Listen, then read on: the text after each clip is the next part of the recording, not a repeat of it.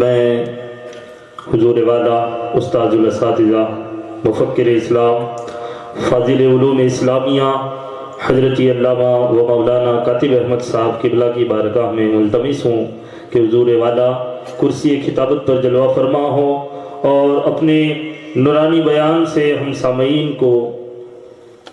سامعین کے قلوب کو منور و مجلہ فرمائے. حضرت کا استقبال کریں. نعرہ تکبیر، بلند آواز سے نعرہ تکبیر، نعرہ رسالت.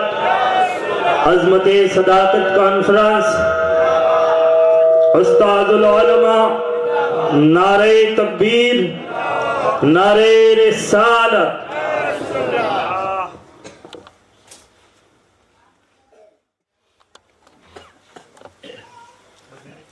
یہ ایکو بند کر دیا.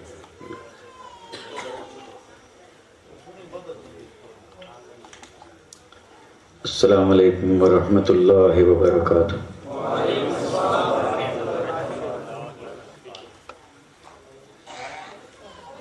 نحمده ونستعینه ونستغفره ونؤمن به ونتوکل علیہ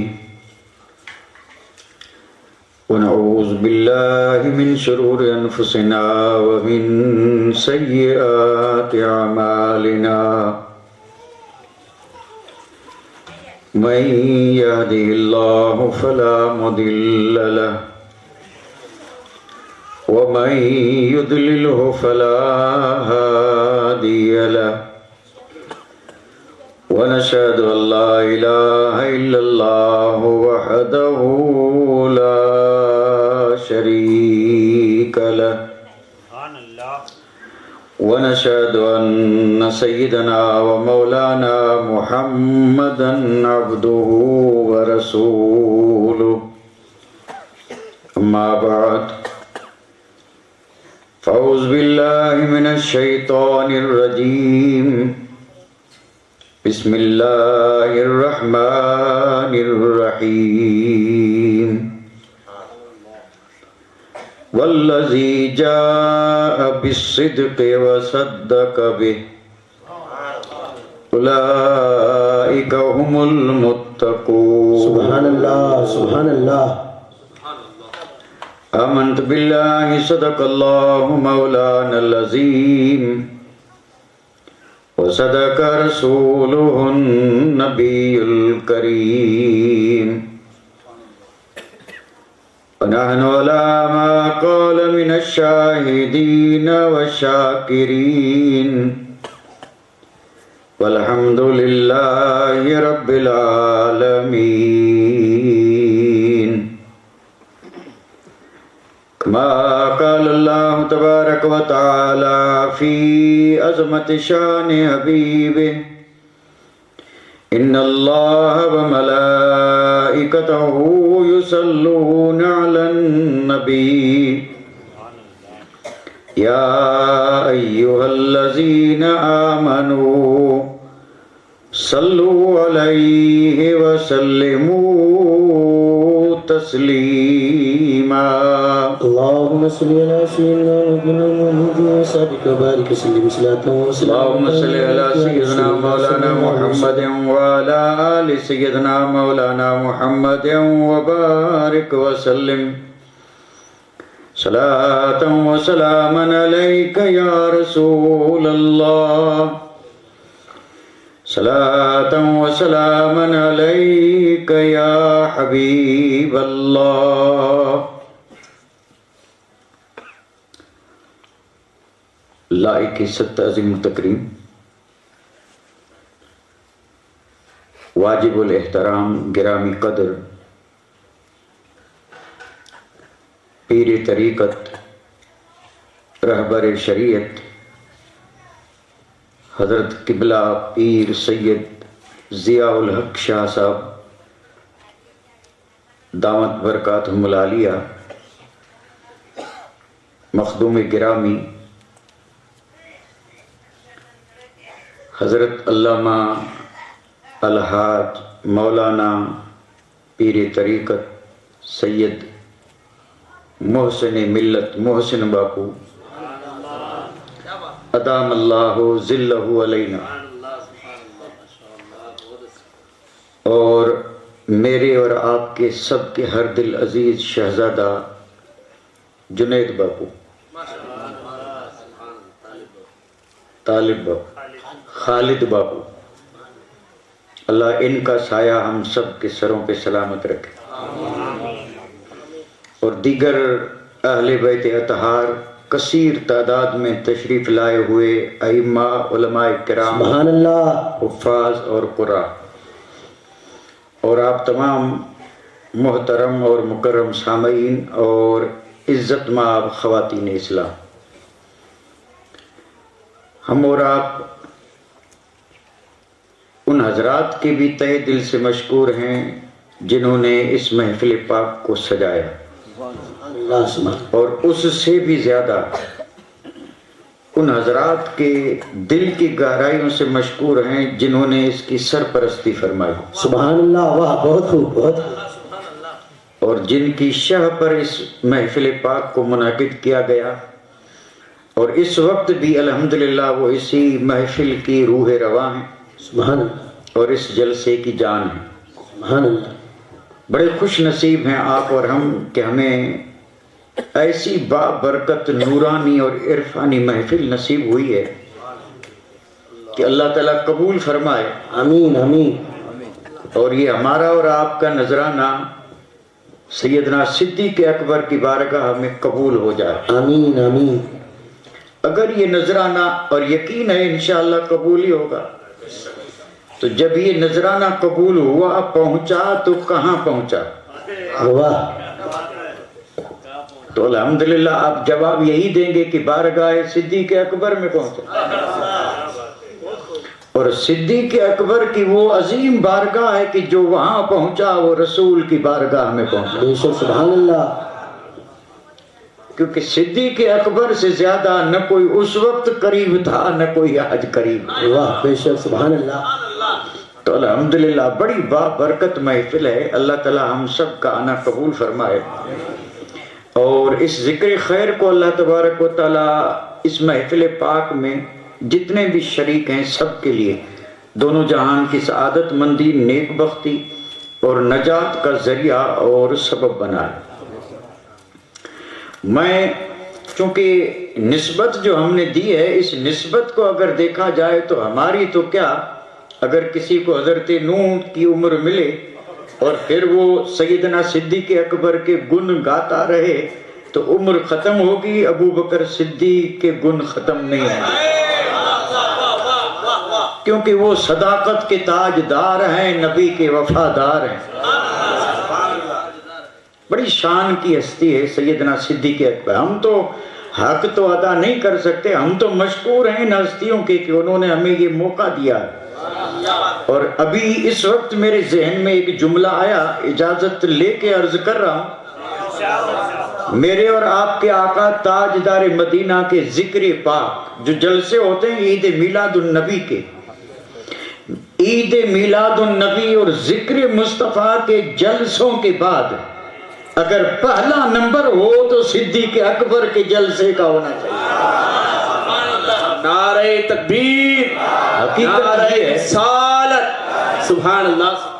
ہم جتنے بھی جلسے کر رہے ہیں، اللہ کرے جلسے ہوتے رہیں، ذکر ہوتا رہے، اور ہم کس کس کا ذکر نہیں کرتے۔ 11ویں میں دیکھیے بزرگان دین کے عرس شریف جب ہوتے ہیں، یہ بجانہ شریف میں عرس ہوتا ہے، جلسے ہوتے ہیں بڑے عظیم الشان، تو میں تو دست برچار یہ کر رہا ہوں کہ میرے اور آپ کے آقا کے ذکر کے بعد اگر جلسوں میں پہلا اور فرسٹ نمبر اگر کسی جلسے کا ہے وہ جشن صدیق اکبر کا ہے،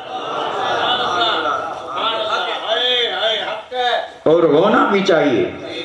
باقی سب جلسے بعد میں، ابو بکر کا جلسہ پہلے۔ اور اگر کوئی مجھ سے پوچھے کیوں تو میں کہوں گا کسی بھی میدان میں دیکھو ابو بکر سب سے پہلے۔ اب کس میدان کی بات کی جائے، کس میدان کی بات کی جائے، یعنی کوئی میدان ایسا نہیں، کوئی جماعت ایسی نہیں، کوئی گروہ ایسا نہیں کہ آپ کسی بھی امت کے کسی بھی برکت والی جماعت کا ذکر کریں اور اس برکت والی ذکر میں اگر پہلے کسی کی بات آئے گی تو اگر کوئی بھی جماعت ہو اس میں پہلا ابو بکر ہے. میں اگر آپ سے سوال ہی پوچھتا رہوں تو انشاءاللہ جواب دیتے رہیں گے. نمازیوں میں پہلا نمازی عشق نبی میں جھوم کر کے اور میرے آقا کے گرد یوں پروانے کی طرح چکر کاٹ کر کے اور سینے پہ زخم سہنے والوں میں پہلا. کلمہ تو سب نے پڑھا لیکن مردوں میں کلمہ پڑھنے میں سب سے پہلا. اب بتائیے گا ہمارا تو وقت ہی اتنا ہے کہ ہم اسی پہلے میں اور وہ ہر جگہ پہلے ہیں. اور حد تو یہ ہے کہ غار میں بھی پہلے. سبحان اللہ. غار میں بھی پہلے اور امت میں جنت میں جائیں یہ سب سے پہلے. واہ سبحان اللہ. اب یہ پہلا بنایا کس نے؟ سبحان اللہ. خود تو نہیں بنے، یہ بنایا اس نے ہے جسے رب نے اقتدار بھی دیا ہے، اختیار بھی دیا ہے. لا و رب العرش جس کو جو ملا ان سے ملا، بکتی ہے کونین میں نعمت رسول اللہ. سبحان اللہ سبحان اللہ. نعرہ تکبیر، نعرہ رسالت، جشن صدیق اکبر، جشن صدیق اکبر، نعرہ تکبیر.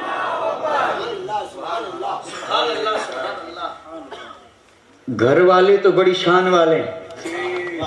بے شک حق. 3 گھر والوں کو چھوڑ دیں کیونکہ وہ گھر میں ہیں. آپ کا ذہن گیا؟ نہ گیا ہو تو میں اشارہ فرما عطا ہو. ام المؤمنین حضرت خدیجہ الکبریٰ، سبحان اللہ. مولا علی مشکل کشا، سبحان اللہ سبحان اللہ. حضرت زید بن حارثہ، سبحان اللہ سبحان اللہ. یہ 3 گھر والے تینوں گھر میں.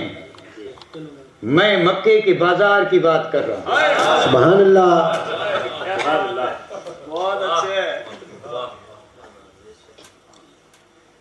میرے آقا تشریف لائے، سبحان اللہ. اندھیرے تھے یا نہیں؟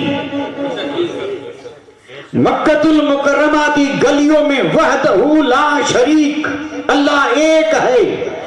اعلان کرنے والی ذات بھی ایک ہے. اللہ ایک ہے، اس کا اعلان کرنے والی ذات بھی ایک ہے اور اس ذات کا نام ہے محمد الرسول اللہ. جب میرے آقا نے فرمایا اللہ ایک ہے، اس مصطفیٰ کے بعد اگر کوئی دوسرا بنا ہو تو ابو بکر ہے. بے شک بے شک. سبحان اللہ سبحان اللہ سبحان اللہ.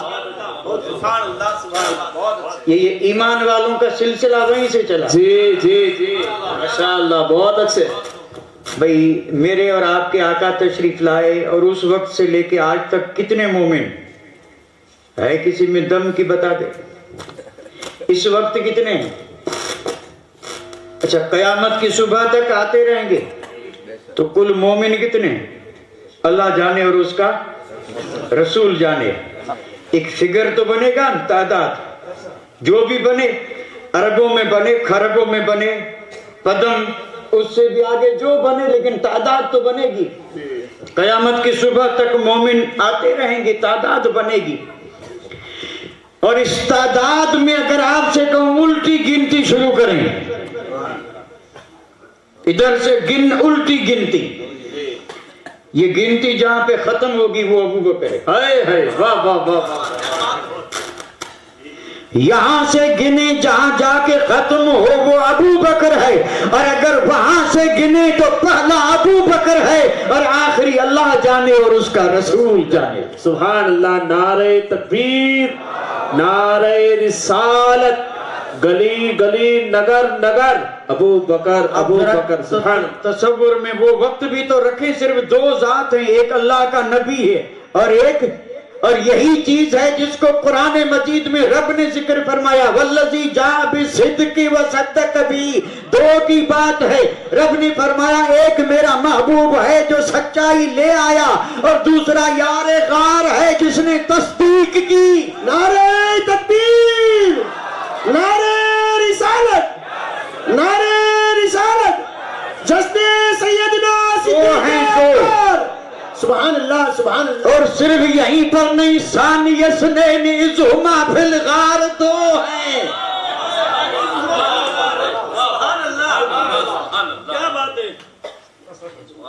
دو، خیر وہ تفسیر والی بات تو یہاں ہو ہی نہیں سکتی۔ دو میں دوسرا کون ہے؟ یہ بڑی بحثیں ہیں جو بحثیں یہاں نہیں کی جاتی، اور میں تو اس وقت جو تقریر کر رہا ہوں یہ بھی کرنا نہیں چاہتا۔ یہ تو میرے پیش رو حضرات جو تھے انہوں نے مجھے جو ذہن دیا، میں اسی پہ میں چلنا نہیں چاہتا۔ اور آپ حیرت میں ہوں یا آپ تعجب میں بھی پڑھیں، میں اپنا پورا انداز بدل دوں گا۔ یہ تو ابتدا ہے، ابتدا۔ اور ہمیں تو صدیق اکبر کی شان جو رب توفیق دے اس انداز میں بیان کرنا ہے کہ کچھ آپ بھی اس سے حاصل کریں۔ یا آپ سامعین، یہ باتیں جو ہیں یہ یعنی الحمدللہ بڑی ایمان افروز ہیں، اس میں کوئی شک نہیں۔ اور اتنا تو مجھے مکمل یقین ہے ان بزرگوں کی دعاؤں سے کہ میں 1 گھنٹہ تو اسی طرح پورا کر لوں گا، اسی انداز میں۔ لیکن نہیں، اللہ تبارک و تعالیٰ ہمیں توفیق دے ہم ان کی سیرت سے کچھ سیکھیں، کچھ سبق حاصل کریں، کیونکہ میرے اور آپ کے آقا کے سارے صحابہ جو ہیں وہ نجوم ہیں، نجوم ہدایت ہیں۔ اور فرمایا بِأَيِّهِمْ اِقْتَدَيْتُمْ، جس کسی کے نقش قدم پہ چلو گے کامیابی تمہارے قدم چومے گی۔ تو ہمیں بھی تو کامیاب ہونا ہے، تو اگر کامیابی چاہتے ہیں تو طریقہ دوسرا نہ اپنائیں، وہی اپنائیں جو صحابہ کا ہے۔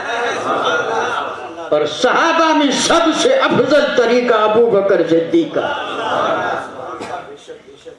تو اللہ تعالیٰ ہمیں توفیق عطا فرمائے۔ اب ذرا سنبھل کے بیٹھیں، اب میں تقریر کرنے نہیں جا رہا ہوں، آپ حضرات سے بات چیت کر رہا ہوں، جس کو کہتے ہیں گفتگو۔ اور یہ گفتگو میری کس سے ہے؟ آپ سے، کیونکہ علماء تو خود گفتگو فرماتے ہیں، اور جو خود گفتگو فرماتے ہوں ان سے گفتگو نہیں کی جاتی۔ گفتگو یہ ہے کہ کوئی سننے والا ہو اور کوئی سنائے۔ تو میں بالکل حقیقت پر مبنی بات عرض کر رہا ہوں، اور ابتدا کر رہا ہوں ایک تمہید سے۔ یہ عالم، یہ جگ، اس کا ایک نام سنسار بھی ہے، یعنی جگ، عالم، سنسار۔ اسی جگ، اسی عالم، اسی سنسار کے بارے میں ایک تشبیہ دی گئی، مشابہت۔ اور وہ تشبیہ کیا دی گئی؟ ساگر روپی سنسار، بالکل عامیانہ لفظ سے۔ ساگر روپی یعنی بظاہر ساگر تو نہیں ہے لیکن ساگر کی طرح ہے یہ جگ جس میں ہم زندگی بسر کر رہے ہیں۔ یہ ہے تو خشکی، لیکن ہے کس کی طرح؟ ساگر یعنی سمندر کی طرح۔ تشبیہ جو دی جاتی ہے وہ کسی نہ کسی چیز میں مشابہت ہونے کی وجہ سے، حالانکہ چیزیں الگ ہوتی ہیں۔ ایک آدمی اگر بہادر ہے تو آپ کہتے ہیں یہ تو شیر کی طرح ہے، تو کیا یہ شیر بن گیا؟ شیر تو نہیں بنے گا۔ تو آپ نے اسے شیر کیوں کہا؟ تو آپ کہیں گے اس میں طاقت اتنی ہے جیسے شیر میں ہوتی ہے، یہ اتنا مضبوط ہے، شیر کی طرح ہے، شیر نہیں ہے۔ تو یہ جگ سمندر نہیں ہے، سمندر کی طرح ہے، سمندر کی۔ اچھا، سمندر کی طرح کیوں ہے؟ تو کوئی شیر کی طرح کیوں ہوا؟ تو کہا طاقت کی وجہ سے۔ اور یہ جگ سمندر کی طرح کیوں ہے؟ مصیبت، ہلاکت، آفت کی وجہ سے۔ یعنی جو جو مصیبتیں، جو آفتیں اور جو چیزیں سمندر میں پائی جاتی ہیں وہ سب اس جگ میں بھی ہیں، اس لیے تشبیہ دی گئی۔ یہ جگ جو ہے سمندر کی طرح ہے، اچھا سمندر میں اندھیرے ہیں تو یہاں نہیں، بے شک ہیں. سب سے بڑا اندھیرا ہے کس کا؟ کفر کا. ہے یا نہیں؟ اور سمندر میں گرداب ہے، نہیں سمجھیں گے گرداب سے بھنور. سمندر میں کیا ہے؟ اللہ بچائے بھنور سے. یہ بڑے بڑے سمندر میں جو جہاز چلتے ہیں اس کو چلانے والے جانتے ہیں بھنور کہاں ہے.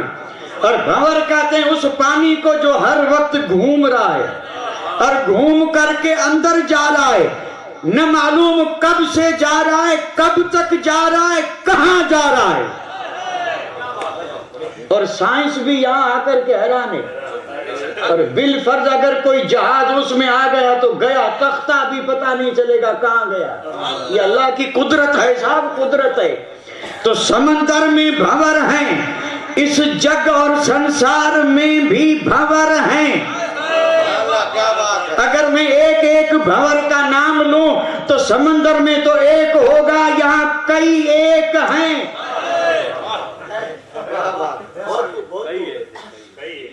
کیا لالچ یہ بھنور نہیں ہے؟ دنیا کا موہ، یہ لالچ، یہ ہرس، یہ طمع، یہ بھنور ہیں. بھنور جو اس میں گیا وہ گیا، پتہ بھی نہیں چلا کہاں گیا. سمندر میں درندے ہیں، مگرمچھ کہاں رہتا ہے؟ سمندر میں. تو سمندر میں مگرمچھ رہتا ہے، یہاں بھی رہتا ہے. حموراب جس کو کہتے ہیں نفس امارہ، جس نے خود شیطان کو گمراہ کیا. جس نے شیطان کو کیا کیا؟ کیا یہ مگرمچھ نہیں؟ کیا یہ مگرمچھ نہیں؟ اور سمندر میں اور بھی کئی درندے ہیں، تو یہاں بھی درندوں کی کوئی کمی نہیں. کتنے گناہ ہیں. اب دیکھیں اس طرح اگر میں بات کرتا رہوں گا تو وقت بہت تیزی سے جاتا ہے، اور پھر مجھے خود پتھنا پڑتا ہے کہ جو مضمون تھا وہ رہ گیا. کریں کیا؟ بات تو بنانی پڑتی ہے، اور بناتے بناتے وقت کسی کا انتظار نہیں کرتا، جو اللہ توفیق دے. لیکن چونکہ یہ ضروری بات ہے اس لیے عرض کر رہا. تو انہی چیزوں کو دیکھ کر کے اور اس کو کہا گیا سمندر. تو اب ہم کہاں پہ ہیں؟ سمندر میں. اچھا سمندر میں اگر ان چیزوں سے بچنا ہے تو کیا چاہیے؟ کیا بات.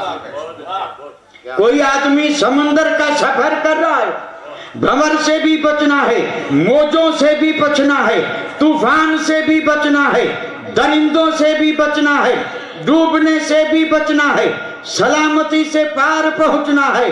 تو چاہیے کیا؟ تو آپ کہیں گے چاہیے کشتی. چاہیے کشتی. آج کل جسے کہتے ہیں اسٹیمر، جہاز، چاہیے یا نہیں؟ اور اگر جہاز مضبوط ہے تو پھر وہ نہ ڈوبے گا، نہ بھنور نہ درندہ. جا رہا ہے سلامتی سے اور جا کے پہنچا جدہ. ہم کوئی اور نام ہی کیوں لیں؟ کیونکہ جدہ وہ پہنچا جو جائے گا مکہ، اور مکہ وہ پہنچا جو جائے گا مدینہ، اور جو گیا مدینہ وہ گیا جنت کی کیاری میں. اور یہی ہے مومن کی منزل. منزل پہ پہنچنا ہے. اس سمندر روپی اس سنسار میں اگر پہنچنا ہے تو کشتی چاہیے. کشتی والوں سے پوچھیں کہ کشتی تو ہے لیکن سمندر میں سمت کا پتہ نہیں چلتا، کیونکہ ہر وقت دن تو نہیں رہتا، رات بھی آتی ہے. اور سمندر کوئی ہمارا کھیت تھوڑے ہے، یہ ہمارا علاقہ یا صوبہ تھوڑے ہے کہ 1000-2000 کلومیٹر ہو اور دور تک نظر جائے. سمندر تو وہ ہے کہ جس کے بیچ میں آئیں تو کنارے کا بھی پتہ نہیں، چاروں طرف یکساں. اور وہاں پھر یہ بھی پتا نہیں چلتا کہ اتر کدھر، دکھن کدھر، پورب کدھر، پچھم کدھر، کچھ بھی پتا نہیں۔ تو اب سمندر میں کشتی تو ملی، منزل کا پتا کیسے ملے؟ وہاں پر کوئی بتانے والا بھی نہیں۔ آج کل تو ینتر بنے ہیں، جب ینتر نہیں بنے تھے تو انہی ناکھوؤں سے پوچھئے، کشتی بانوں سے پوچھئے، یہ بتاتے ہیں کہ سمندر کے بیچ میں کشتی چلانے والے ماہر ہوتے تھے، اور ماہر کس کے؟ آسمان کے ستاروں کے۔ اور وہ جانتے تھے کہ اتر کی سمت یہ کون سا ستارہ بتا رہا ہے، دکھن والی سمت یہ کون سے ستارے سے، پورب پچھم یہ ساری سمتیں معلوم ہوتی تھی ستاروں سے۔ اب یہ جو کشتی کو چلانے والے اسی سمندر میں اتھاہ چاروں طرف پانی ہے، منزل پر پہنچنا ہے، اللہ بہتر جانے منزل کدھر ہے۔ اب اگر انہیں اپنی منزل کی سمت راہ اختیار کرنا ہوتی تو نہ پوچھنے کی ضرورت ہے، نہ کسی سے مشورہ لینے کی ضرورت ہے۔ رات کی تاریکی میں اور اس بڑے وسیع سمندر کے بیچ میں دیکھا ستاروں کو، ستارے دیکھ کر کے اندازہ لگا لیا کہ یہ ادھر، یہ ادھر، اور جدے جانے کے لیے ادھر رکھا نظر میں ستارہ۔ اب جا رہی ہے کشتی، ڈوبنے تو نہیں دیتی لیکن منزل پہ پہنچنے کے لیے چاہیے ستارہ۔ اب میں بالکل ایک جملے میں بات عرض کر دوں، حدیث پاک کی روشنی میں، بے شک یہ جہان جو ہے یہ سمندر کی طرح ہے، اور اس میں کشتی بھی چاہیے، اس میں ستارے بھی چاہیے۔ رحمت للعالمین کو رحمت کو جوش آیا، میرے نبی نے فرمایا او میرا کلمہ پڑھنے والے گھبرانا مت، اس سمندر روپی سنسار میں کشتی بھی دے رہا ہوں اور ستارے بھی دے رہا ہوں۔ سبحان اللہ، نعرہ تکبیر، نعرہ رسالت، عظمت مصطفیٰ، مقام اہل بیت مصطفیٰ، سبحان اللہ۔ میرے آقا نے فرمایا گھبرانا مت، یہ سمندر کی طرح سنسار ہے، اس میں بھنور بھی ہیں، اس میں طوفان بھی ہیں، اس میں موجیں بھی ہیں، اس میں درندے بھی ہیں، مگر مچھ بھی ہیں، بڑا وسیع ہے یہ، اس میں اور کوئی بتانے والا ہو ضرورت نہیں۔ فرمایا گھبرانا مت، کشتی بھی دے رہا ہوں، ستارے بھی دے رہا ہوں۔ اب سنیں وہ مشہور حدیث پاک، میرے آقا نے فرمایا مثل اہل بیتی کسفینۃ نوح۔ سبحان اللہ، سبحان اللہ۔ فرمایا میرے اہل بیت کشتی، سبحان اللہ، میرے اہل بیت کشتی۔ یہ حدیث ہے، حدیث فرمان مصطفیٰ، اور حدیث تو اور بھی ہے، مثل اہل بیتی کسفینۃ نوح، یعنی میرے اہل بیت حضرت نوح کی کشتی کی طرح۔ سبحان اللہ، واہ واہ، بہت کی طرح۔ طرح کیسے؟ جو اس میں سوار ہوئے نہیں ڈوبے، اور بیٹا بھی سوار نہیں ہوا تو ڈوبا، جو سوار ہوئے وہ تھا تو بیٹا لیکن سوار نہیں ہوا تو ڈوبا۔ نبی کا بیٹا کشتی میں نہ سوار ہو ڈوب جائے۔ بہت اچھے، واہ واہ واہ واہ واہ، کیا بات ہے۔ اور یہاں گٹھے بنا کر کے جنت میں جانا چاہتے، کوئی ضرورت نہیں کشتی کی، تو پھر حدیث کا کیا کریں گے؟ اور میرے آقا نے فرمایا من رکبہا نجا من تخلف عنہا ہلکا، فرمایا جو اس میں سوار ہوا بچ گیا، اور جو سوار نہیں ہوا ہلاک ہو گیا۔ لاکھوں ہوئے اور قیامت تک ہوتے رہیں گے۔ ہم کمزور ہیں، دامن میں کچھ بھی نہیں، لیکن قسم رب کی کشتی میں ہے۔ سبحان اللہ، سبحان اللہ، سبحان اللہ، بہت خوب، بہت خوب، بہت خوب، بہت خوب۔ من رکبہا نجا۔ اللہ اکبر، یا رسول اللہ، سیدنا صدیق اکبر، زندہ باد، زندہ باد، سیدنا صدیق اکبر، زندہ باد، زندہ باد۔ عظمت اہل بیت۔ زندہ باد. یہ جو الفاظ ہیں نا الفاظ، عوام الناس انہی الفاظ میں الجھ جاتے ہیں. من رکبہا، جو اس پہ سوار ہوا. اہل بیت کشتی ہیں جو اس پہ، تو مطلب کیا ہوا؟ تو لوگ تو یہی سمجھتے ہیں کہ دیکھیں کشتی میں جا کر کے بیٹھے تو سوار ہوئے، لیکن عرض کر دوں مراد یہ نہیں ہے. سوار ہونے سے مراد یہ ہے کہ جو کشتی میں بیٹھا اب اس کی ایک بھی نہیں چلے گی. جو کشتی میں بیٹھا اب اس کی مرضی، جو کشتی والا چاہے جدھر چاہے لے جائے، جہاں چاہے روک دے، اور کشتی والا جو کہے وہی کرنا پڑے گا. اور اگر نہیں کرے گا تو کہے گا اتر جا، تیری ضرورت نہیں ہے میری کشتی میں. تو رکبہ کا مطلب یہ ہوا جس نے اہل بیت کی مانی. اس کشتی میں آنے سے مراد یہ ہے کہ جب ان کا دامن تھاما ہے تو اب من مانی نہ کرے، انہی کے نقش قدم پہ چلے. جو اہل بیت کہیں وہی کرے، اور اگر نہیں کرے تو کشتی سے اتر جائے. یہ ہے سوار من رکبہا نجا.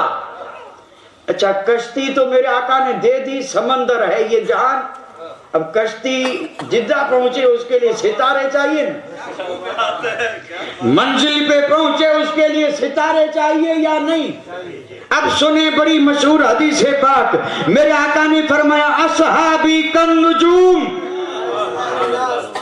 فرمایا میرے سارے صحابہ ستارے، میرے سارے صحابہ. اب سارے ستارہ ہیں تو اب کیا فرمایا؟ بے من اقتدیتم، ان میں سے جس کسی کے نقش قدم پہ چلے اہتدیتم، ہدایت یافتہ ہو جاؤ گے.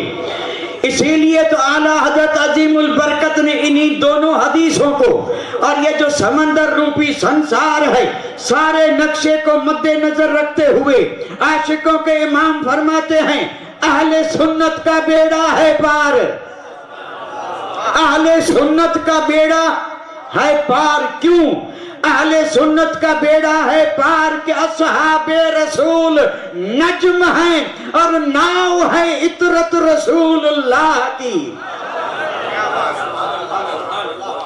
تو الحمدللہ یہ ہمارے بزرگوں کا کرم ہے، اولیاء اللہ کا کرم ہے، مرشدان برحق کا کرم ہے. اس پیری مریدی کا فائدہ یہی ہے، جو ان سلسلوں سے وابستہ ہے الحمدللہ اس کے دل میں اہل بیت پاک کی بھی محبت ہے اور اصحاب رسول کی بھی محبت ہے. اور یہ دونوں ایک کشتی کے مثل اور ایک ستاروں کے مانند. اور جو ان دونوں جماعتوں سے محبت رکھتا ہے وہی پار پہنچا، وہی پار پہنچا. ہم تو ابتدا سے یہی اعلان کرتے آ رہے ہیں. دیکھو آج کل کا دور بڑا ترقی، میں جوش سے بول رہا ہوں، آپ کو تکلیف تو نہیں ہو رہی ہے؟ بھئی میں خود تھکا ہوا تھا، آہستہ ہی بولنا چاہتا تھا، لیکن پھر میں نے اندازہ لگایا کہ میرا آہستہ بولنا یہاں کام نہیں دے گا، کیونکہ طبیعتیں ہوتی ہیں،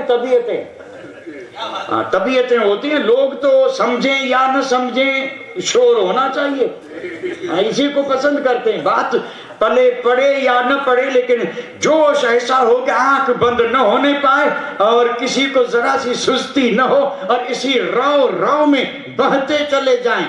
تو جو بہتے چلے جائیں تو بہتے جائیں گے، کہیں تو رکنا بھی چاہیے، لیکن رکیں گے تب جب رکاوٹ ہو. تو اہل سنت کا بیڑا پار کہ اصحاب رسول نجم ہیں اور ناؤ ہے عطرت.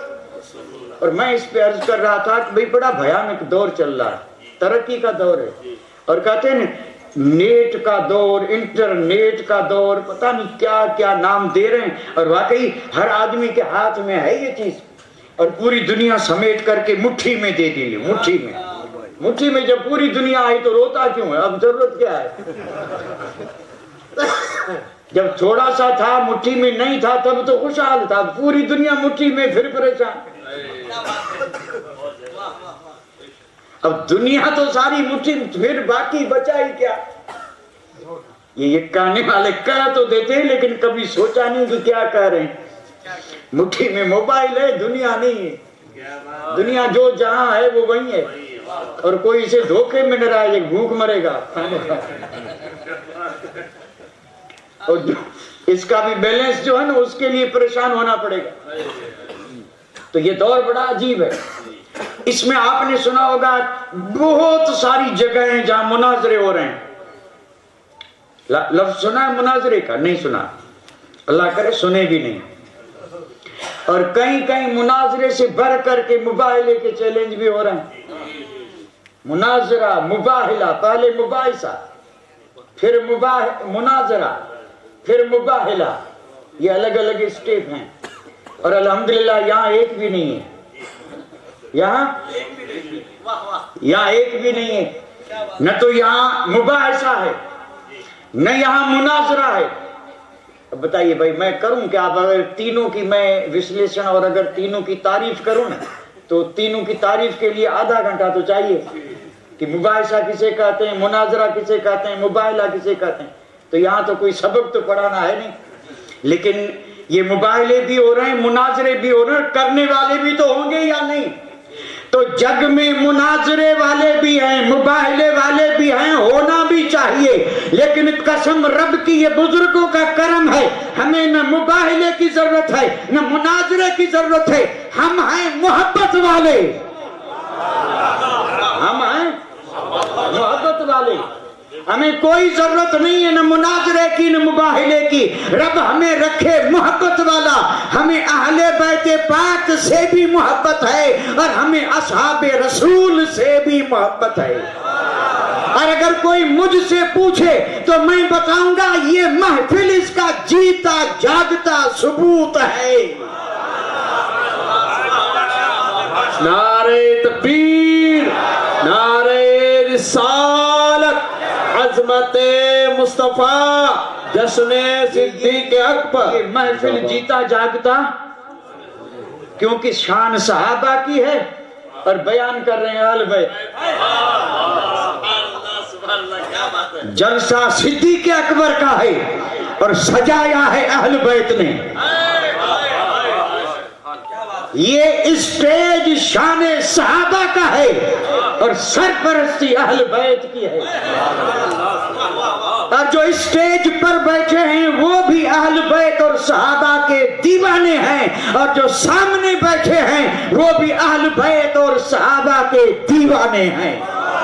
اس لیے تو جھوم کے کہتے ہیں کہ اہل سنت کا بیڑا ہے پار، کہ اصحاب رسول نجم ہے اور ناؤ ہے عطرت رسول اللہ کی.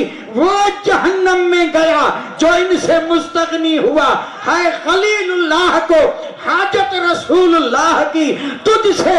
اور جنت سے کیا مطلب ہے منکر دور ہو، ہم رسول اللہ کے جنت رسول اللہ. سبحان اللہ. نعرہ تکبیر، نعرہ رسالت، گلی گلی نگر نگر، نعرہ حیدری. سبحان اللہ. بہت اچھے لاجواب. سیدنا صدیق اکبر رضی اللہ تعالیٰ عنہ. آپ کی شان میں نہ تو آیتوں کی کمی ہے، اور اگر چاہیں تو میں صرف آیتیں پڑھتا جاؤں، ترجمہ کرتا جاؤں، آخر میں آخر دعویٰ نہ بول دوں. اور نہ حدیثوں کی کمی ہے. کم و بیش 316 حدیثیں تو ہیں. یہ تو انفرادی، باقی اجتماعی تو اللہ اکبر ذخیرے ہیں. اتنی حدیثیں، اور ان حدیثوں میں شان صدیق اکبر کی، زبان مصطفیٰ کی، اور آیتوں میں کلام خدا کا اور بات صدیق اکبر کی.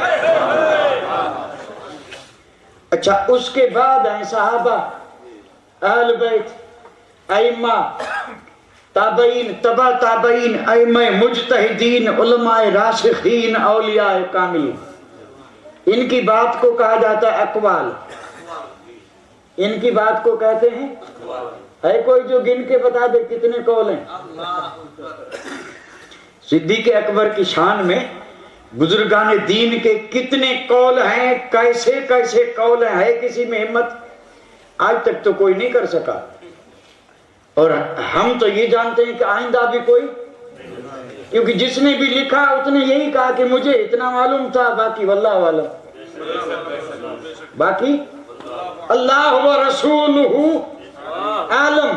نہ آیتوں کی کمی آیتیں قرآن میں، نہ حدیثوں کی کمی حدیث احادیث کی کتابوں میں، نہ اقوال کی کمی اقوال بزرگان دین کی ملفوظات اور مکتوبات میں کوئی کمی نہیں ہے، لیکن یہ قرآن مجید، حدیثیں اور یہ اقوال اور یہ مکاتیب اور یہ ملفوظات سب میرے آقا تشریف لائیں، اس کے بعد اس کے پہلے کیا تھا؟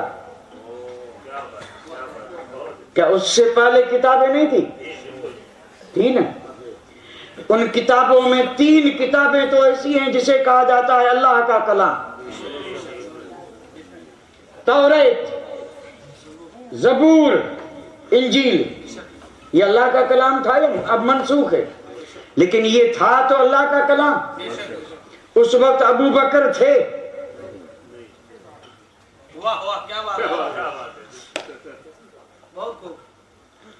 یعنی توریت اتری کس پہ؟ حضرت موسیٰ پہ، انجیل حضرت عیسیٰ پہ، زبور حضرت داؤد پہ۔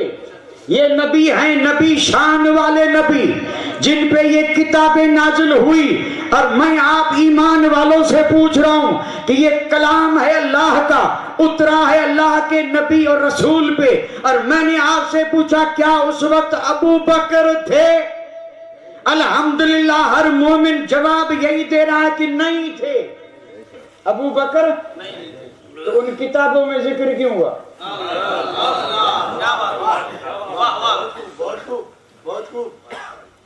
شاید آپ یہ پہلی بار سن رہے ہوں، لیکن نہیں، ایسا تو ہو ہی نہیں سکتا کہ پہلی بار سن رہے ہوں۔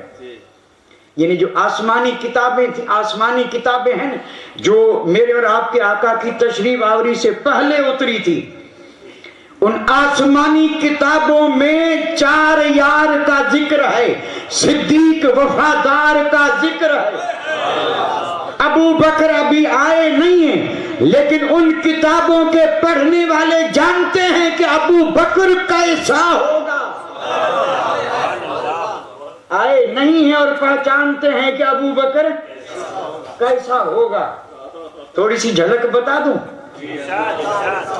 بیداری کا ثبوت دیں تو اسد الغابہ کی روایت عرض کر رہا ہوں۔ صدیق اکبر کے ایمان پر آپ نے اور ہم نے کئی روایتیں سنی، سب درست ہیں، اپنے اپنے وقت کی تطبیقیں بھی علماء نے دی ہیں، کئی مشہور روایتیں ہیں۔ میں ایک روایت عرض کر رہا ہوں کتاب کے حوالے سے، کتاب کا نام ہے اسد الغابہ فی تمییز صحابہ۔ یہ کتاب کا حوالہ دیا میں نے، اس کتاب کی روایت عرض کر رہا ہوں۔ جس وقت میرے اور آپ کے آقا تاجدار مدینہ نے نبوت کا اعلان کیا، اس وقت سیدنا صدیق اکبر مکہ پاک میں نہیں تھے، تو تھے کہاں؟ ملک یمن گئے ہوئے تھے، یمن گئے ہوئے تھے۔ اور یہ یمن جو تھے یہ اس وقت بھی علم کا گہوارہ تھا، وہاں کئی لوگ تھے جو آسمانی کتابوں کے ماہر تھے، جنہیں اس وقت کی زبان میں شیوخ کہا جاتا تھا۔ شیوخ بہو وچن ہے، اس کا ایک وچن ہے شیخ۔ یمن میں ایسے بہت سارے شیخ تھے جو آسمانی کتابوں کے ماہر تھے۔ صدیق اکبر گئے تھے یمن، اور آپ کی طبیعت میں نفاست تھی، آپ کی طبیعت میں پاکیزگی تھی، آپ کی پرورش بھی ایسی ہوئی تھی، آپ پہلے سے چنے ہوئے تھے، آپ نبی کے بچپن کے ساتھی تھے، آپ نبی کے جوانی کے ساتھی تھے۔ اس لیے صدیق اکبر اپنا کام مکمل کر کے اب ملے ان شیوخ سے۔ جو نیک ہوگا نا وہ نیکوں سے ملے گا. کند ہم جنس با ہم جنس پرواز، کبوتر با کبوتر باز با باز. آپ نہیں سمجھے، علماء سمجھے. اور ترجمہ اس کا کر دوں، جو جیسا ہوگا نا وہ صحبت بھی ویسوں سے رکھے گا جیسے کو تیسا. نمازی جو ہوگا نا وہ نمازیوں کے پاس بیٹھے گا، اور پھر جس کا جو نام نہیں لوں گا وہ اس محفل میں ایسے نام نہیں لینے چاہیے، کہیں برکتیں ختم نہ ہو جائیں. وہ نام ہی ایسے ہیں کہ لینے سے برکتیں روٹ جاتی ہیں، اللہ محفوظ رکھے. تو صحبت، اٹھنا بیٹھنا، جیسی طبیعت. صدیق اکبر گئے ہیں وہاں تجارت کے لیے، تجارت کا کام مکمل ہوا. اب ایسے جو آسمانی کتابوں کے ماہر تھے ان سے ملاقات کر رہے ہیں. ملاقات کرتے کرتے ایک بہت بڑی عمر کے شیخ کی بارگاہ میں گئے. اس شیخ نے صدیق اکبر کو جب دیکھا تو ٹکٹکی باندھ کے دیکھ رہا ہے، اور دیکھتے دیکھتے اس نے کچھ بھی نہیں، پہلا سوال یہ کیا تھا، احرمی انت؟ کیا آنے والے کیا حرم مکہ سے آئے ہو؟ صدیق اکبر نے کہا ہاں حرم سے آیا ہوں. اس نے دوسرا سوال کیا، قریشی انت؟ وہ بزرگ آنے والے کیا قبیلہ قریش سے ہو؟ فرمایا قریشی ہوں. اس شیخ نے کہا التیمی انت؟ کیا قبیلہ بنو تیم بن مرہ سے تعلق رکھتے ہو؟ یہ قبیلہ قریش کی ایک شاخ ہے. صدیق اکبر نے فرمایا کہ ہاں میں حرم سے آیا ہوں، قریشی ہوں، قبیلہ بنو تیم سے تعلق رکھتا ہوں. اس بزرگ نے فوراً کہا ارفع ثوبک، فرمایا ذرا پیٹ سے کپڑا ہٹا. صدیق اکبر نے فرمایا کہ او بزرگ، تو نے مجھے سوال پوچھے، میں جواب دیتا رہا. مجھے ایسا بھی لگا کہ میرے متعلق تیرے پاس کوئی معلومات ہے. تو نے جو جو سوال کیے میں نے جواب دیے، لیکن اب یہ جو کہہ رہا ہے ارفع ثوبک، پیٹ سے کپڑا ہٹا، یہ کیوں؟ تو اس نے کہا وجدت فی علم صحیح. اس نے کہا او بزرگ میں نے علم صحیح میں پایا ہے ان نبی آخر الزمان یبعث فی الحرم، کہ آسمانی کتابوں میں لکھا ہے کہ نبی آخر الزمان حرم سے ظاہر ہوگا، مکے سے ظاہر ہوگا. یعاون علی امرہ فتن و کہلا، اور وہ نبی جب اعلان نبوت کرے گا تو سب سے پہلے آگے بڑھ کر کے جو اس کے معاون مددگار ہو کے جو اس کے پرچم کو اٹھائیں گے، ایک نوجوان ہوگا، ایک ادھیڑ عمر کا ہوگا. اور پھر اس بزرگ نے فرمایا میں نے جب تجھے دیکھا تو میں نے وہ ساری نشانیاں جو اس ادھیڑ عمر کے بزرگ میں تھی سب تجھ پر موجود ہیں. ابو بکر بعد میں ہیں، اگلی کتابوں میں ذکر پہلے ہے. اور حد تو یہ ہے کہ اس بزرگ نے کہا کپڑا ہٹانے کا میں نے اس لیے کہا کہ تیرے متعلق یہ لکھا ہے الا فخذ الیسرا علامہ فوق سرت ہی شامہ. فرمایا کتاب میں لکھا ہے کہ وہ ادھیڑ عمر کا جو ہوگا اس کی بائیں ران پہ تل ہوگا اور ناف بائیں ران پہ علامت ہوگی اور ناف کے اوپر تل کا نشان ہوگا. اس نے کہا میں شرعن تیری یہ بائیں ران تو نہیں دیکھ سکتا، کپڑا اٹھانے کا اس لیے کہتا ہوں کہ باقی جو ساری نشانیاں میں نے دیکھ لی، ذرا یہ بھی دیکھ لوں تاکہ علم صحیح کو تجھ پہ منطبق کر سکوں. صدیق اکبر نے اس کے کہنے پہ جب پیٹ سے کپڑا اٹھایا تو ناف کے اوپر تل کا نظر آیا. بزرگ کھڑا ہو گیا اور کہنے لگا فَوَرَبِّ الْكَعْبَةِ أَنْتَ. فرمایا کہ وہ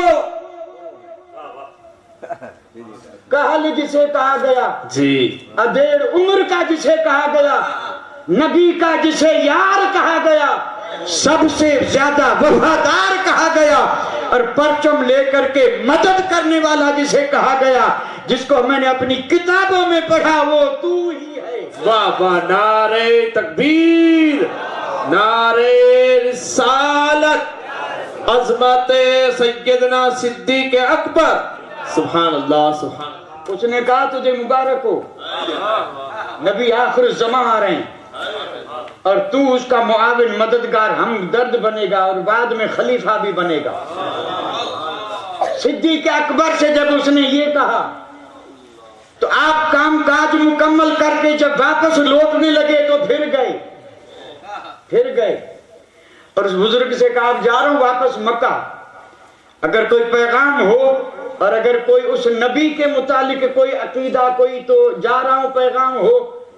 तो उस बुजुर्ग ने कहा था कि अभी नबी तो तशरीफ लाए या न लाएंगे, लेकिन उनकी नात मैंने पहले से लिख दी है। मैंने उस नबी की शान में नात लिखी है और मैं वो नात तुझे दे रहा हूं, लेके जा। और जब वो नबी ऐलान फरमाए और सबसे पहले तू कलमा पढ़े तो मेरी नात उस नबी की दरबार में अर्ज कर देना। सिद्दीक अकबर फरमाते हैं मैं वहां से, मैं इख्तिसार कर रहा हूं साहब, और बोलने में जल्दी भी कर रहा हूं, इख्तिसार भी कर रहा हूं, और जो जरूरी है, वरना कहीं यानी वो बहुत मुश्किल हो जाएगा मसाला। हाँ, ये तो अभी इब्तिदा है, अभी तो इब्तिदा, और वो भी बिल्कुल इब्तिदा की इब्तिदा है, इब्तिदा की इब्तिदा, मुब्तदा तो बाद में। आप फरमाते मैं वहां से चला, मक्कतुल मुकरमा के करीब पहुंचा तो गया था तब हालात और थे, अब हाल बदल चुका था। पीछे मेरे आका ने नबूवत का ऐलान कर दिया था, अल्लाह अकबर। और ये अबू जहल और इसका टोला ये मक्के से बाहर रास्तों पे खड़ा रहता था, बाहर से आने वालों से कहता था कि मोहम्मद बिन अब्दुल्ला से मत मिलना, मशवरे देते थे। सिद्दीक अकबर को देखा, अबू जहल आगे बढ़ा और उसने बढ़ करके कहा कि ऐ इब्ने अबू कुहाफा, क्या तूने कुछ सुना? यतीम अब्दुल मुत्तलिब, यतीम अबी तालिब यज़ुम अन्नहु नबियुन। अबू जहल ने कहा अबू बकर तू तो चला गया, लेकिन तेरे जाने के पीछे अब्दुल्ला का यतीम ये कहता है कि मैं नबी हूं।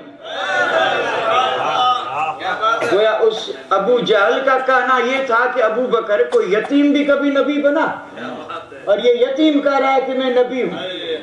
और उसने चाल क्या चली थी? अबू जहल और उसके टोले ने कहा था कि अबू बकर सारा दारो मदार तुझ पर है, हम तेरा इंतजार कर रहे थे, अब फैसला तुझे करना है। ये देखो, हामी बनाना, हामी, अंदर कुछ और बाहर कुछ।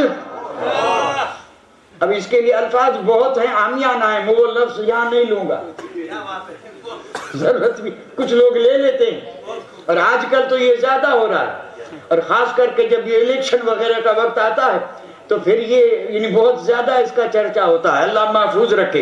हामी बना रहे हैं, कह रहे हैं अबू बकर हमने अभी कोई फैसला नहीं किया, उस यतीम ने ऐलान किया नबूवत का, हम तेरा इंतजार कर रहे थे, अब अव्वल भी तू आखिर भी तू, जो तेरा फैसला। सिद्दीक अकबर ने कहा पहले जरा मुझे उससे मिलने तो दो, मैं जरा उनसे बात तो करके देखूं कि वो ऐलान जो कर रहे तो किस बुनियाद पर। उन्होंने कहा ठीक है जल्दी जा, हम यहाँ से खिसकेंगे भी नहीं, जाके और वहां पर मिल करके वापस आ, हम यही इंतजार कर रहे हैं। सिद्दीक अकबर पहुंचे, माल सामान रखा, न खाया न पिया, पहुंचे उम्मुल मोमिनीन खदीजतुल कुबरा के दरवाजे पे, दस्तक दी, अंदर से पूछा गया कौन? हजरत सिद्दीक अकबर ने फरमाया अबू बकर सिद्दीक। मेरे आका उठे, अल्लाह अकबर, आका उठे, दरवाजा खोला और दरवाजा खोल करके अबू बकर सिद्दीक कुछ कहें उससे पहले मुस्तफा ने फरमाया जुमला जरा याद रखें। याद रखने के लिए जरूरी है कि मैं आहिस्ता बोलूं, जल्दी बोलूंगा तो क्या याद रखेंगे। मेरे और आपके आका ने दरवाजा खोला, सिद्दीक अकबर के चेहरे पे नजर गई तो मेरे आका ने फरमाया अबू बकर, आपने फरमाया अबू बकर, अल्लाह ने मुझे तेरा और सारे इंसानों का नबी बना के भेजा है। जुमला जो बोला ना मैंने अरबी इसलिए नहीं पढ़ी ताकि ये बात याद रखना आसान हो। क्या फरमाया मेरे आका ने? फरमाया अबू बकर मैं तेरा भी रसूल हूं और सारे इंसानों का रसूल हूं। ये जुमला फरमाया आपने। اب علماء کرام سے آپ پوچھیں اگر میرے آقا یوں فرماتے کہ ابو بکر میں سارے انسانوں کا رسول ہوں تو کیا ابو بکر اس میں نہیں تھے؟ اس میں تھے یا نہیں تھے؟ تو پھر یہ کیوں فرمایا انا رسول کا و رسول الناس، ابو بکر میں تیرا رسول ہوں اور پھر سب کا رسول ہوں؟ یہ پہلا جملہ ہے پہلا، اور اسی پہلے جملے میں آخری جواب بھی موجود ہے، ابو بکر کی شان بھی موجود ہے۔ میں صرف ایک جملے میں عرض کر دوں، پہلے ہی دن میرے نبی نے فیصلہ کر لیا کہ ساری امت ایک طرف ہے اور میرا ابو بکر تنہا ایک طرف ہے۔ نعرہ تکبیر، نعرہ رسالت، عظمت سیدنا صدیق اکبر، گلی گلی نگر نگر۔ پہلے ہی دن میرے آقا نے فرمایا ابو بکر میں تیرا رسول ہوں اور سارے انسانوں کا، تو ابو بکر تیرا سارے انسانوں کا۔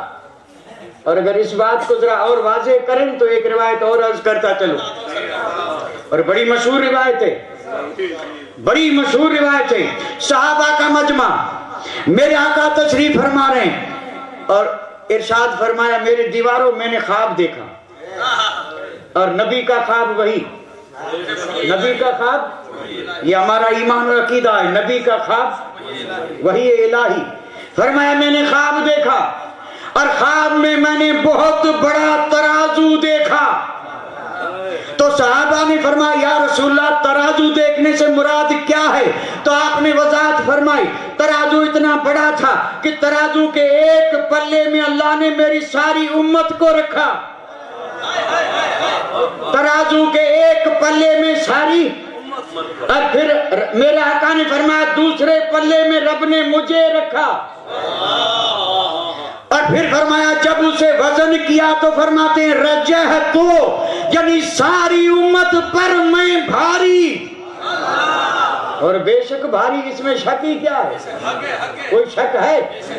کوئی شک نہیں ہے۔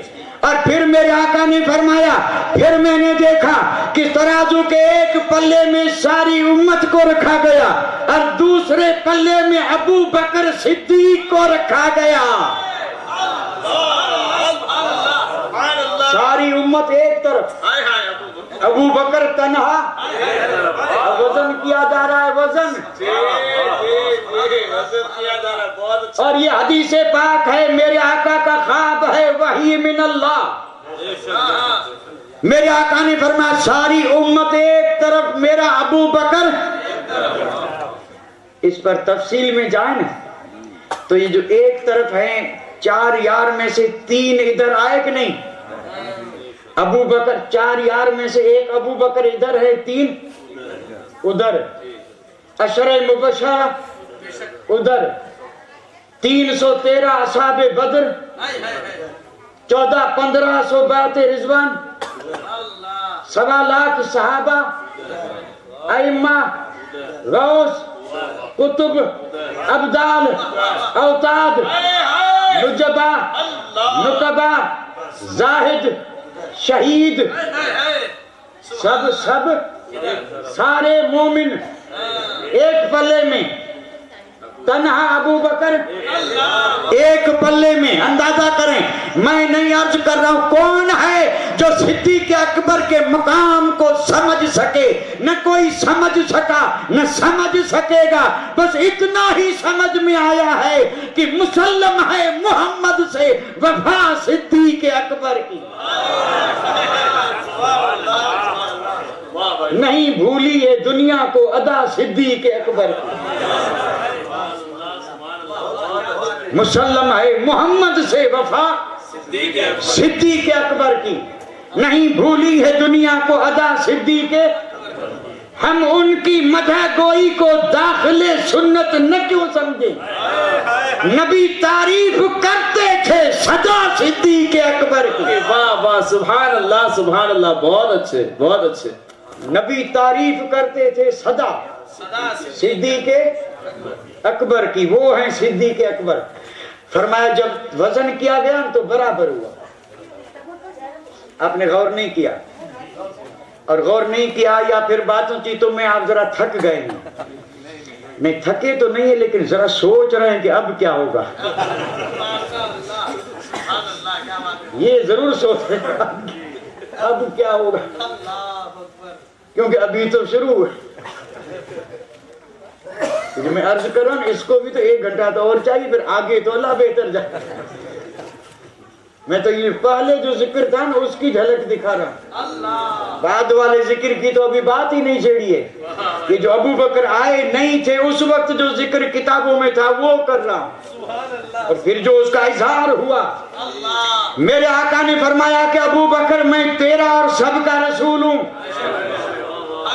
اب یہاں پر جیسے میرے آقا نے فرمایا میں تیرا رسول ہوں, تو صدیق اکبر نے فرمایا اشہد انک رسول اللہ, آپ رسول ہیں تو میں گواہی دیتا ہوں کہ بے شک آپ اللہ کے رسول ہیں. یعنی ادھر میرے آقا نے فرمایا میں رسول ہوں, ادھر فوراً صدیق نے کیا کیا, کلمہ پڑھ لیا. اور یہ حدیث سے بھی ثابت ہے. لیکن میں جو روایت عرض کر رہا ہوں اس میں ایک بات اور بھی ہے, کلمہ پڑھ لیا. کلمہ تو پہلے ہوئے کہ نہیں, ایک مصطفیٰ ہیں اور دوسرے 2 ہوئے نا. اور میں نے پہلے شروع میں کہا دیا تھا گھر والوں کی بات یہاں نہیں کریں, یہاں 2 ہوئے, ایک مصطفیٰ اور ایک یار غار. کلمہ پڑھ لیا. کلمہ پڑھ لینے کے بعد عرض کرتے ہیں یا رسول اللہ مجھے تو شک نہیں کہ بے شک سچے ہیں, لیکن جب بھی کسی نبی نے کہا میں نبی ہوں تو لوگوں نے دلیل مانگی ہے, تو اطمینان کے لیے مانگوں دلیل. صدیق اکبر نے فرمایا کوئی دلیل, تو میرے آقا نے فرمایا دلیل وہ شیخ ہے, وہ دلیل یمن والا شیخ. صدیق اکبر حیرت میں ہیں, فرمایا یمن والا شیخ. صدیق اکبر نے عرض کی یا رسول اللہ ماں باپ قربان, میں کسی ایک شیخ سے نہیں ملا ہوں, یمن میں تو میں کئی شیخوں سے ملا ہوں. شیخ کون سا؟ میرے آقا نے فرمایا افاتک نعت النبی, میں اس شیخ کی بات کر رہا ہوں جس نے میری نعت دی ہے, جس نے تجھے میری نعرہ رسالت, جشن سیدنا صدیق اکبر, جشن سادات کرام, نعرہ رسالت. سبحان اللہ سبحان اللہ. بہت صدیق اکبر تو کلمہ پڑھ کے جھوم اٹھے تھے, کیونکہ کلمہ پڑھنے سے کیا ملا؟ صدیق جانے یا دینے والا کیا ملا معلوم ہے کسی کو؟ اسی کلمہ پڑھنے سے کیا ملا اندازہ لگانا ہو تو جو سب سے پہلے بارش برستی ہے زمین سے پوچھئے کیا ملا. یہ میں نے صرف اشارہ ہی کر دیا, بعد میں تو سب پہ برسا, لیکن وہ جو موسلا دھار بارش, پہلی بارش جو ہوئی تھی وہ صدیق اکبر کا قلب تھا. خوب برسا, اور برس برس کر کے اتنا برسا کہ نماز ایک بھی نہیں پڑھی, خدا نے کہا متقی ہے. اولئک هم المتقون سند دے دی. والذی جاء بالصدق وصدق به اولئک هم المتقون. رب نے فرمایا یہ متقی کس کو کہا گیا؟ نبی متقی گر ہے, نبی متقی ہے نہیں, نبی تو متقی بنانے والا ہے. نبی اس وقت بھی متقی تھا جب حضرت آدم کا وجود بھی نہیں, تب بھی نبی متقی تھا. نبی کو متقی نہیں ابو بکر کو کہا گیا, نماز نہیں پڑھی, روزہ نہیں رکھا, حج نہیں کیا, زکات نہیں دی, صدقہ خیرات نہیں کیا, صرف نبی کا دیدار کیا ہے. رب نے فرمایا عبادت نہیں بنا سکتی, نبی کی زیارت متقی بنا دیتی ہے. اولئک هم المتقون. رب نے فرمایا ایک سچائی لایا, دوسرے نے مانا, یہ رہا متقی. پہلے ہی دن سے ابو بکر متقی, اور پھر تو بنا سید المتقی, اور پھر بنا اتقا. اتقا, اتقا مانا میرے آقا کی امت میں جتنے متقی ہیں سب سے زیادہ متقی ہے. کوئی جو بتا غوث اعظم کیسے متقی تھے؟ صحابہ کیسے متقی تھے؟ یہ سارے متقی ایک طرف ہیں، اتقا ایک طرف ہے۔ اور یہ آیت جب میں پڑھتا ہوں حضرت، تو اس میں تو ویسے تو بخاری شریف میں 80 خصوصیات ہیں صدیق اکبر کی، یہ سارے صحابہ سے بڑھ کر سب میں ہیں۔ صحابہ کا معاملہ بھائی عجیب ہے، ہم تو بس محبت والے ہیں، موازنے والے نہیں، ہم موازنہ کبھی نہیں کرتے، نہیں کرنا بھی نہیں چاہیے، ہم محبت والے، سب شان والے، اہل بیت بھی شان والے، یہ اتنا، یہ اونچا نیچا، یہ وہ تو وہ جانے، اللہ جانے، رسول جانے، جس کو جو مرتبہ دیا دے گیا، اس میں کوئی گھٹا تو سکتا نہیں، کوئی بڑھا سکتا نہیں، نہ کسی کے گھٹانے سے گھٹا، نہ کسی کے بڑھانے سے، جب بڑھائے تجھے اللہ تعالیٰ، تو اللہ تعالیٰ جسے بڑھائے اسے کون گھٹا سکتا ہے؟ سب بڑے ہوئے شان والے ہیں۔ صحابہ کرام کی سیرت جب پڑھیں گے تو کئی ایسے صحابہ ہیں جنہیں میرے آقا نے کوئی خصوصیت ایسی دی ہے جو کسی دوسرے کو نہیں ملی، ایسے کئی صحابہ ہیں جو اس کو دیا اور کسی کو، کوئی ذنورن ہے؟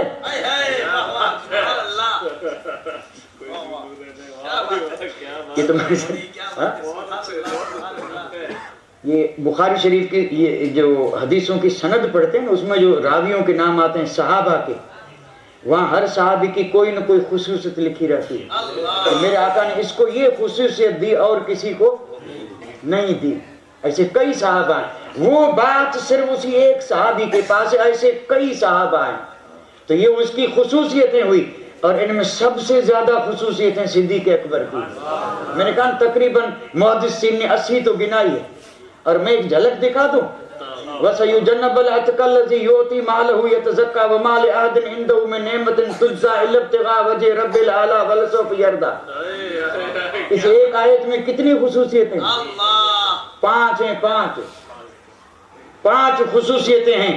خصوصیت اس لیے ہے کہ دنیا میں کسی کو اس کی سند نہیں ملی، ابو بکر کو مل گئی، اور سند رب نے دی۔ ہے کوئی جو دعویٰ کرے کہ میں متقی ہوں، لیکن رب نے فرمایا ابو بکر اتقا ہے کوئی جو یہ کہے میرا رب مجھ سے راضی، لیکن ابو بکر سے رب نے فرمایا وَلَسَوْفَ يَرْضَىٰ۔ ہے کوئی جو یہ کہے کہ میرے عمل میں اخلاص ہے، ریا نہیں ہے، نہیں کہہ سکتے نا، لیکن ابو بکر کے عمل پہ رب نے مہر لگا دی، یہ تو جو بھی کرتا ہے صرف اس لیے کہ رب راضی ہو، اس پہ کسی کا کوئی احسان نہیں۔ خیر، میں یہ عرض کر رہا تھا کہ صدیق اکبر نے کہا یا رسول اللہ کوئی دلیل؟ آپ نے فرمایا دلیل وہ شیخ، فرمایا شیخ تو بہت سارے، فرمایا وہ جس نے میری نعت دی، جھوم جو پہلے اٹھے تھے اب جھومتے ہوئے نکلے، جا رہے ہیں اس ٹولے کے پاس، ابو جہل نے آتے دیکھا، کہا ابو بکر کوئی فیصلہ کر کے آئے ہو یا ایسے؟ فرمایا ابو بکر فیصلوں میں دیر نہیں کرتا، ابو بکر دیر کرنے کے لیے نہیں، ابو بکر تو سب سے آگے اور پہلے بننے کے لیے رب نے توفیق بخشی ہے۔ اس نے ابو بکر نے فرمایا میں فیصلہ کر کے آیا۔ ابو جہل نے کہا ابو بکر کیا فیصلہ کیا؟ تو کہا میں کلمہ پڑھ کے آیا، میں کلمہ، اللہ اکبر۔ آپ اندازہ فرمائے سارا شہر ایک طرف ہے، سارا شہر، اور ایک طرف تو ایسے نہیں ہے تلواریں زہر میں بجھائی جا رہے ہیں، ہتھیار جمع کیے جا رہے ہیں اور تیاریاں ہو رہی ہیں شمع کو بجھانے کی، تنہا مصطفیٰ اور ایک ابو بکر ہیں۔ خطرات کتنے تھے لیکن جان کی پرواہ نہیں کی، فرمایا کلمہ۔ تو ابو جہل نے کہا ابو بکر پڑھا تو ٹھیک ہے، کوئی دلیل بھی مانگی کہ نہیں؟ تو آپ نے فرمایا میرے لیے نہیں مانگی تھی، مانگی تھی تیرے لیے۔ میں نے جواب بھی دے دیا، بڑی صحیح حدیث ہے جس میں خود میرے آقا نے فرمایا کہ میں نے جس کسی پہ اسلام پیش کیا تو سب نے تردد کیا، مہلت مانگی سوائے ابو بکر کے۔ ادھر میں نے اسلام پیش کیا، ادھر ابو بکر نے کلمہ پڑھ لیا، یہ صحیح حدیث ہے۔ اور یہاں صدیق اکبر خود دلیل مانگ رہے ہیں، تو تطبیق کیسے ہو؟ تو تطبیق یہ ہے کہ صدیق اکبر نے دلیل مانگی بھی ہے اور نہیں بھی مانگی، مانگی ہے تو ان کے لیے اور نہیں مانگی ہے تو اپنے لیے نہیں مانگی، اس ٹولے کے لیے مانگی تھی۔ ابو جہل نے پوچھا ابو بکر کلمہ پڑھ کے آئے، کوئی دلیل، کوئی معجزہ؟ تو صدیق اکبر نے فرمایا اس سے بڑا معجزہ کیا ہوگا؟ میں تھا یمن میں، یہ تھے مکے میں، میں وہاں جس سے بھی ملا وہ یہیں بیٹھے دیکھ رہے ہیں، میں نے وہاں جس سے بھی باتیں کی وہ یہیں بیٹھے سن رہے ہیں اور سچ سن رہے ہیں، اس سے بڑا معجزہ کیا ہوگا؟ تو میرے دل نے گواہی دی کہ جو مکے میں بیٹھ کر کے یمن کی باتیں صحیح بتا سکتا ہے وہ فرش پہ بیٹھ کے عرش کی باتیں بھی صحیح بتا رہا ہے۔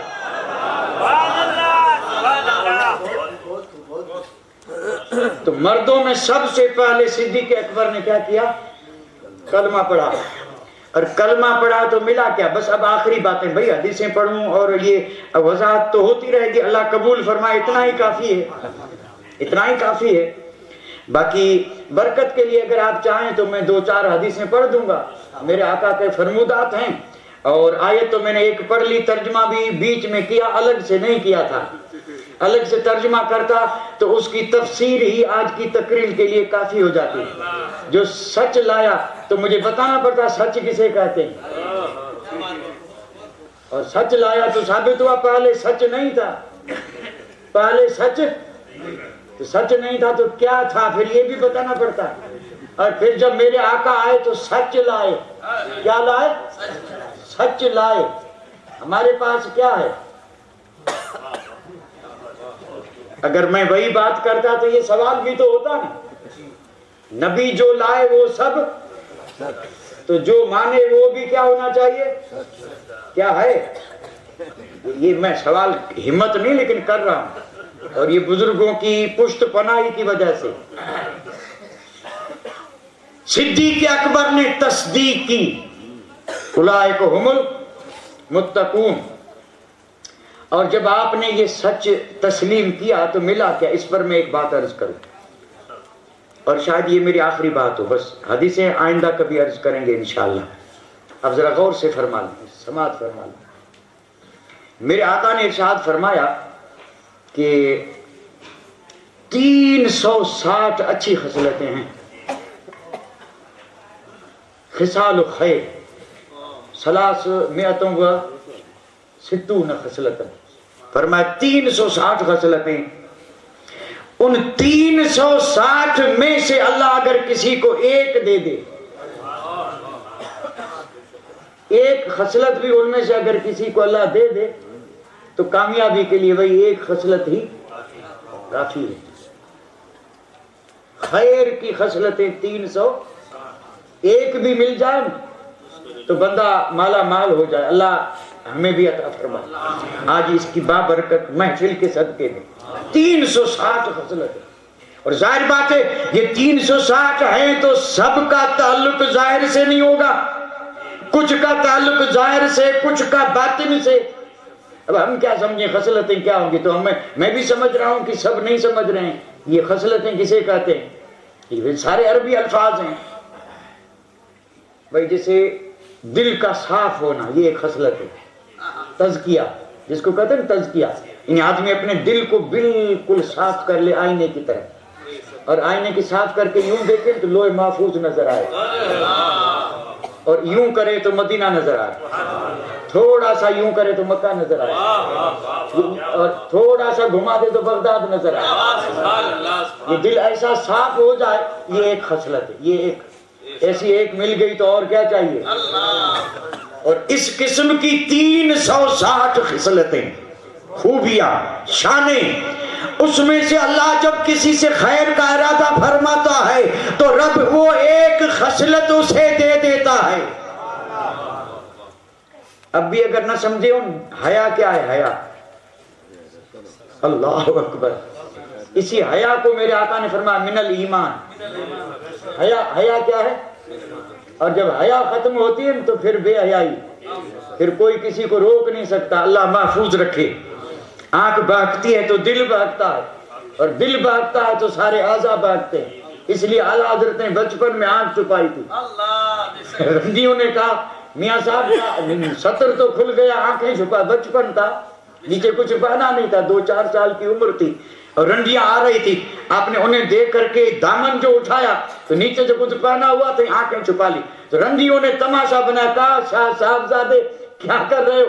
یہ جو نیچے سطر کھلا ہے آنکھیں، فرمایا آنکھیں بھاگتی ہیں تو سطر بھاگتا ہے۔ اس وقت شعور کا عالم یہ تھا. تو یہ خصلتیں ہیں. کل 360 ہیں. ایک ملے تو مالا مال ہو جائے. میرے آقا نے جب یہ حدیث بیان فرمائی تو بڑی عاجزی کے ساتھ, بڑی انکساری کے ساتھ, یار غار, یار مزار, صدیق وفادار عرض کرنے لگے یا رسول اللہ ان 360 میں سے اس آپ کے غلام میں بھی کوئی ایک خصلت ہے یا نہیں؟ تو میرے آقا نے فرمایا ابو بکر وہ 360 کی 360 خصلتیں رب نے تجھے دے دی ہیں.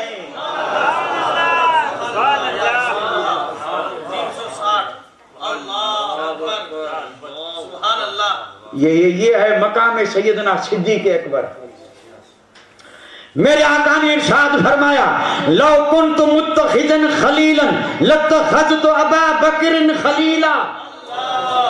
فرمایا میرا رب میرا خلیل ہے, اگر میں رب کو خلیل نہ بناتا تو کائنات میں ابو بکر کی ذات تھی کہ وہ مصطفیٰ کے خلیل بن سکتے تھے. اب خلیل کسے کہتے ہیں؟ کیا کروں صاحب, یہ چیزیں تو سب سمجھانے کے قابل ہیں. اور آپ نے بھی سنا ہوگا حضرت ابراہیم خلیل اللہ, ابراہیم اللہ کے خلیل ہیں, ابو بکر رسول اللہ کے خلیل ہیں. اور یہ آپ نے اس لیے فرمایا تھا کہ سیدنا صدیق اکبر کا مقام مصطفیٰ کی بارگاہ میں یہ تھا. میرے آقا کے قلب اطہر میں سب سے زیادہ محبت اللہ کی, اور اللہ تعالیٰ کی محبت کے بعد اگر کسی کی محبت تھی تو ابو بکر کی خلیل. فرمایا لو کنت متخذا خلیلا لاتخذت ابا بکر. اچھا یہ حدیث بھی تو آپ نے سنی ہوگی. فرمایا ان امن الناس علی ابو بکر. فرمایا میری خدمت تو سب نے کی, میں ترجمہ وہ نہیں کروں گا احسان والا, کیونکہ احسان تو میرے نبی کا ہے. اور آقا کرم فرما کر کے کسی اعزاز دے دیں تو مصطفیٰ جانے, ورنہ مصطفیٰ کس کا احسان. لیکن خود میرے آقا نے فرمایا مجھ پر جس نے بھی احسان کیا میں نے سب کا بدلہ دے دیا, لیکن ابو بکر کے احسان کا بدلہ میں نہیں دے رہا ہوں, میرا رب دے گا, میرا. اور مفسرین کلام نے لکھا ہے کہ وہ رب یوں دے گا کہ قیامت میں مومن رب کا دیدار کریں گے. ہر مومن رب کو دیکھے گا. آج جیسے ہم 14ویں کے چاند کو دیکھتے ہیں ایسے مومن رب کا, اور یہ صدقہ مصطفیٰ کا. اسی کے لیے تو لوگوں نے یہ سونا چھوڑ دیا تھا, اسی چاہ میں. وہی تو وہ جنت کے متلاشی نہیں تھے. رابعہ بصریہ جو تھی نا, ایک ہاتھ میں آگ ایک ہاتھ میں پانی کا گلاس, بغداد کی گلیوں میں دوڑتی جا رہی ہے. بصرے کی گلی میں رابعہ بصریہ. رابعہ مرد تھی یا عورت؟ پکی بات, نام ہی سے تو پتا چلا رابعہ عورت تھی, لیکن مردوں کو پتا نہیں کہاں چھوڑا. تھی تو عورت. اور یہ آپ اور ہم سن چکے ہیں کہ بیت اللہ ان کی استقبال کے لیے آ رہا ہے. عورت ہے تو کیا ہوا, اللہ جسے مقام دے دے. عورت نبی نہیں بن سکتی لیکن ولی میں تو یہ مقام ہے رابعہ بصریہ کا. اور صحابیات اللہ اکبر, امہات المومنین فاطمۃ الزہرا, فاطمۃ الزہرا ہے کہ جو اندازہ کر لے مقام کا. رابعہ بصریہ, بصرے کا بازار, ایک ہاتھ میں پانی دوسرے میں آگ, بڑے جلال میں. لوگوں نے کہا مائی کیا ہوا؟ فرمایا پانی لے کے جا رہا ہوں تاکہ دوزخ بجھا دوں, اور آگ اس لیے لی ہے تاکہ جنت کو جلا دوں. لوگوں نے کہا کیا فرما رہی ہیں؟ فرمایا وہ اس لیے کہ کچھ تو عبادت کر رہے ہیں دوزخ سے بچنے کے لیے, اور کچھ خدا کو یاد کر رہے ہیں جنت کے لیے. اور یاد کرنا چاہیے نہ دوزخ کے لیے نہ جنت کے, لوگ کرنا چاہیے سب خدا کے لیے. اور یہی ولیوں کی شان ہے, انہیں نہ دوزخ کا خواب ہے نہ جنت کی آرزو ہے. وہ جو کچھ بھی کرتے ہیں وہ مولا کے لیے. وہی کہتے ہیں کہ ہمیں کچھ نہیں چاہیے مولا, تو چاہیے, تو ہی تو, تو ہی تو. تو میں عرض یہ کر رہا تھا کہ میرے اور آپ کے آقا نے ارشاد فرمایا کہ ابو بکر کے احسان کا بدلہ رب دے گا. اور مفسرین نے لکھا ہے، ایک تعویل لکھی ہے، وجہ لکھی ہے کہ میدان محشر میں سارے مسلمانوں کو اللہ دیدار کروائے گا اور سب دیدار کر لیں گے ایک ساتھ. پھر رب فرمائے گا سب چلے جاؤ، ابو بکر سے فرمائے گا تو رک جا. اور سیدنا صدیق اکبر جب تنہا ہوں گے تو رب فرمائے گا ابو بکر اب تو تنہا دیدار کر. اور جب ابو بکر دیدار کرے گا تو رب اپنی شان کے مطابق مسکرائے گا جو اس کی شان کے لائق ہے. اللہ اکبر، کتنی رضا ہے رب کی سیدنا صدیق اکبر پر. اور رضا اس لیے ہے کہ انہوں نے اپنے آپ کو رسول کی ذات میں فنا کر دیا. اور جب فنا کیا تو ابو بکر پہ مصطفیٰ کا رنگ چڑھا اور رنگ بھی ایسا چڑھایا 3 دن 3 راتیں غار میں بٹھا کر. میرے آقا کوئی ڈر کے مارے نعوذ باللہ تھوڑے بیٹھے تھے، 40 لوگوں کے بیچ میں سے نکل گئے تھے. سراقہ کا گھوڑا زمین میں دھس گیا. حکم دے تو سورج چاند حکم مانے. مشرکین کی کیا مجال ہے کہ نبی چھپ کر کے بیٹھے. آنے والے واقعات کے لیے ابو بکر پہ رنگ چڑھانا تھا. میرے آقا غیب کا نبی جانتے تھے کہ جب میں پردہ فرماؤں گا تو حالات کیا ہوں گے. ان حالات کا مقابلہ ایک کرے گا، اس کا نام ابو بکر ہوگا. آج غار میں ابو بکر کو ٹرینڈ کیا جا رہا ہے کہ نبی تو پردے میں ہوں گے اور نبی کا کام ابو بکر کرے گا. اسلام پر جب اتنا خطرہ آیا تھا تو یہی ابو بکر تھا جس نے ایک ہی وقت میں کئی خطروں کا مقابلہ کیا تھا. ابو فاروق اعظم جیسی ذات مشورے دے رہی تھی، فرمایا نہیں میں وہی کروں گا جو میرے آقا کی رضا ہے اور جو مصطفیٰ جس میں راضی. تو یہ کون کر رہا تھا؟ یہ وہی رنگ تھا جو غار میں چڑھایا گیا تھا. اور میرے آقا کے وصال کے وقت ابو بکر اسی شان سے، نبی تو نہیں لیکن کام کیا کر رہے تھے؟ وہی جو میرے آقا نے سپرد کیے تھے. کوئی نہیں کر سکتا. اس لیے تو میرے حضرت نے ابھی فرمایا تھا کہ ابو بکر کا احسان ہے کہ یہ اسلام ہم تک پہنچا. بس ایک حدیث پڑھ کے اور میں اپنی گفتگو کو ختم کر رہا ہوں. ابو بکر کے ہم پہ احسان بھی ہیں ساری امت پہ. اس لیے میرے آقا نے فرمایا حب ابی بکر و شکرہ واجب علی کل امتی. ترجمہ سن لیں. فرمایا ابو بکر کی محبت اور ابو بکر کا شکر ادا کرنا یہ میرے ہر امتی پر فرض ہے. محبت بھی فرض ہے، شکر بھی فرض ہے. اور محبت کو سمجھ میں آ رہے، شکر کس کا کریں گے؟ خاص کر کے سارے صحابہ کی محبت کا تو میرے آقا نے حکم دیا ہے اور وہ ہیں اس قابل کہ ان سے محبت کی جائے. یہ آسمان رشد و ہدایت کے تارے ہیں، بڑے شان والے ہیں، بڑے عادل ہیں، سب جنتی ہیں. کسی پہ انگلی نہ اٹھائی جائے، سب رب کے چنے ہوئے ہیں. صحابہ رب کے 2 جماعتیں رب کی چنی ہوئی ہیں، انتخاب الہی. نبی رسول رب کے چنے ہوئے ہیں اور میرے آقا کے 1.25 لاکھ صحابہ رب کے چنے ہوئے ہیں. اور رب نے چنا ہے اپنے محبوب کی صحبت اور خدمت کے لیے. چنے ہوئے ہیں تو یہ چنے ہوئے جو تھے ان میں سے ایک چنا ہوا. رب کے چنے ہوئے میں سے بھی ایک. وما علینا الا البلاغ وآخر دعوانا ان الحمد للہ رب العالمین.